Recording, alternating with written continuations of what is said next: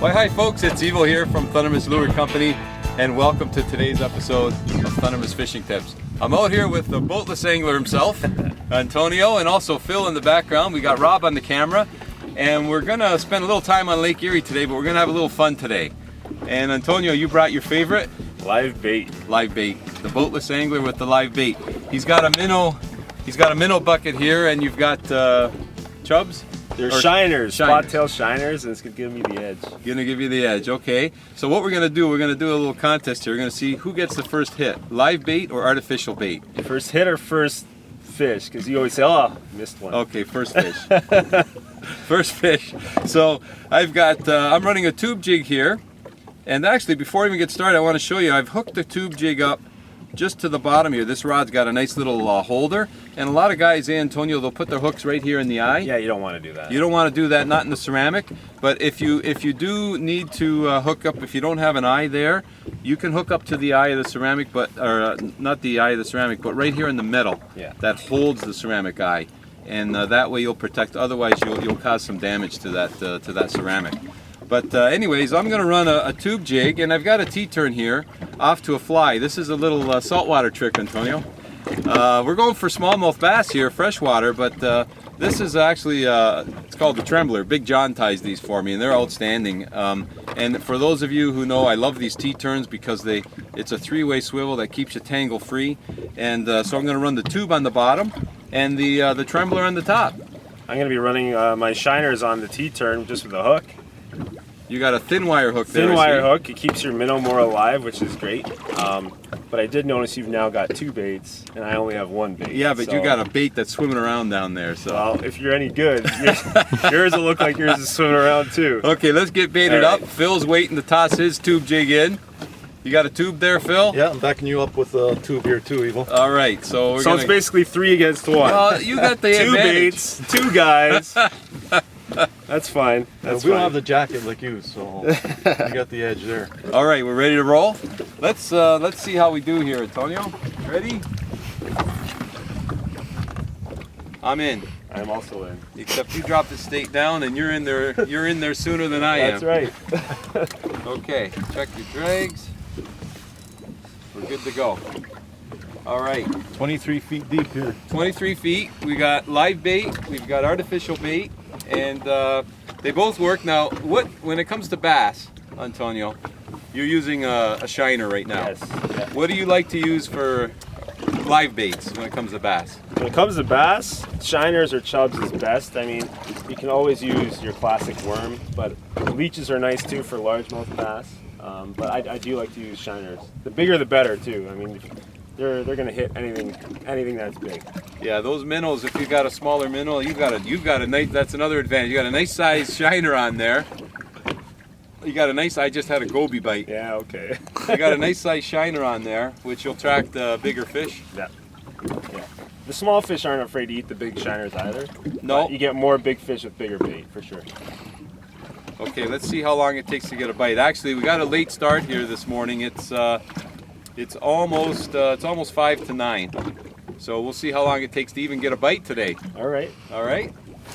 Oh, I missed them. I should have just pulled. You had a bite, Antonio. That's 5 minutes in. Hey, did you lose your bait? I did. There you go. Look at that. He took your bait. That doesn't count. You're the one who said you got to land the fish. You're right. You're right. But the live bait did produce a bite like within 5 minutes. Now the other thing I like to do, which I didn't do right now, but I can do, maybe I should do, with this Trembler, what I could do is spray that with a little bit of scent, and then you're creating a bit of a scent trail. Same with the tube jig that I've got on there. I could put some scent right inside the tube jig. But we'll keep things a little fairer right now. I'll just leave them the way it is. Yeah, I think you guys got 2 people, a bunch of other stuff. Yeah, but you've got a shiner that's swimming around with that T-turn. He's swimming around freely down there, causing a ruckus. You're missing the element of skill too. I don't know about the skill, you missed the fish. Well, you know, giving you a chance. All right, let's see how it goes here. How you making out back there, Phil? Just goby bites. Gobies, yeah, okay. So folks, what's happened so far? Antonio did have another bite, and Didn't take your bait this time though, right, Antonio? No, still down there. Still down there. And Phil had one hit as well, and all I'm getting are goby bites, and we're 10 minutes into it. Now, what I did notice, when it comes to live bait versus artificial, right now it's pretty calm out here. And what I've noticed is, on the calmer days, honestly, Antonio, not to give you an edge or anything, but Here we go. on the calmer days, live bait seems to produce better than artificial. If we had a good chop here, and the bait was running, the fish are more active, they're more aggressive, and they'll tend to hit artificial baits more so than they will live baits under those conditions. But right now, I'm going to say you got the upper hand. We'll see. And to keep your live bait, the only disadvantage is you got to constantly keep that water changed, or your shiners are going to... It's okay. It's not worth gonna- it. It's worth it. It's worth it. Yeah, when they start coming up to the top and gasping for air, it's time to change the water. You On, go, Antonio. Antonio's on, Phil. Wow. Okay. That time you didn't miss him. Not that time. Live bait versus artificial. You put on a Antonio. nice shiner too. I saw that nice shiner you put on. That's how it's done. You want to land him, Phil? He's not in the boat yet. No, he's not in the boat yet. But honestly though, the live bait on conditions like this, definitely I think you're going to get a lot more action. That's what, it's your third hit? It's my third hit. Third hit. So all I'm getting are goby bites right now, and Phil had that one. So clearly you live bait is doing it today. Nice fish. Good fish, yeah? Yeah, it feels good. How long did that take? Not too long. Oh yeah, that's a nice bass. Good one, Antonio. Good one. Yeah. There you go. Ah, it's about a 2-pounder maybe. They get bigger than that. Oh yeah.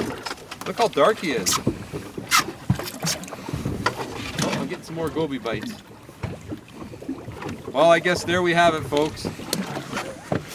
Live bait 1, artificial bait, nothing.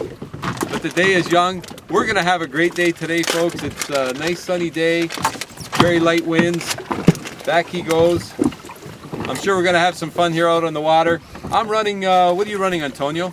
Braid as well, or? Nope, monofilament. Okay, I'm running a 10-pound braid, and I've got a 10-pound fluorocarbon leader, and that's great for sensitivity. That one there, not as sensitive, but a lot of stretch on the hook set. Still beat you. It did the trick, it did. A live bait, and you're reaching in for another one. Yep. So folks, if you get an opportunity and you get some live bait and things are slow, put some live bait on. He's running the T-turn there, allowing him to swim around. And you should be in for a good day on the water, that's for sure. That's a nice bait, Antonio. And as always, folks, I want to thank you so much for tuning in and joining us today on today's episode of Thundermist Fishing Tips. And if you get a chance, get out on the water and have some fun. And until next time, good luck and good fishing.